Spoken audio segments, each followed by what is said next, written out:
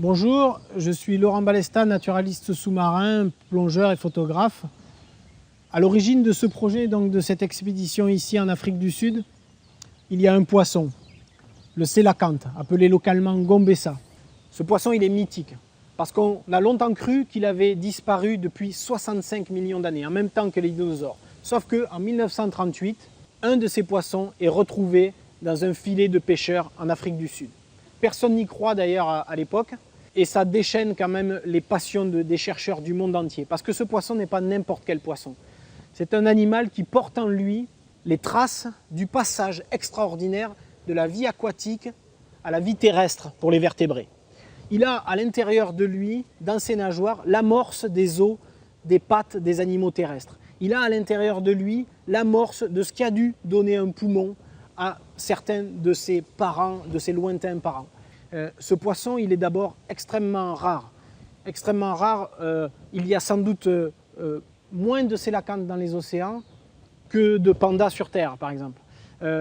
Donc il est rare. Et ensuite, il est inaccessible. Il vit à grande profondeur, souvent à l'intérieur de grottes, ce qui le rend très difficile d'accès pour les chercheurs du monde entier. Tout ça a créé des passions énormes qui ont fait que le sélacanthe a livré ses secrets au goutte à goutte depuis plusieurs décennies, depuis 1938, sa redécouverte. Moi, le sélacanthe me passionne depuis que je suis adolescent ou du moins étudiant en biologie marine. C'est un animal incontournable dès qu'on fait des études. Mais quand j'étais étudiant, l'idée de plonger avec cet animal était totalement utopique. On savait qu'il vivait à des profondeurs inaccessibles. Il n'y avait ni les techniques pour faire ces plongées-là, ni la connaissance des lieux exacts où il résidait. C'était totalement utopique. Sauf que, au fur et à mesure qu'il a livré ses secrets, est arrivé un événement majeur. Un plongeur sud-africain, Peter Timm, lors d'une plongée à 100 mètres, est tombé un peu par hasard devant un sélacanthe. C'était en 2000.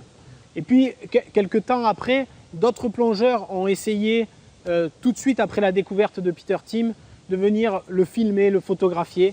2 plongeurs ont perdu la vie dans ces plongées extrêmement difficiles. J'ai attendu 10 ans pour me sentir prêt, pour que je sente mon équipe aussi prête à faire ces plongées.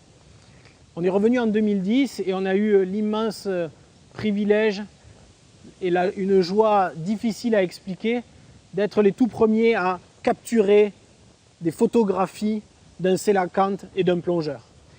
C'était un moment inoubliable, mais qui a quand même laissé des frustrations pour moi en tout cas, parce que bien sûr qu'on avait relevé le défi de plongée, on avait ramené un scoop en images, mais scientifiquement on n'avait rien apporté. Et c'est pour ça qu'on est revenu aujourd'hui, en 2013, pour cette fois-ci une mission scientifique avec énormément d'espoir de mieux comprendre ce qu'est le sélacanthe.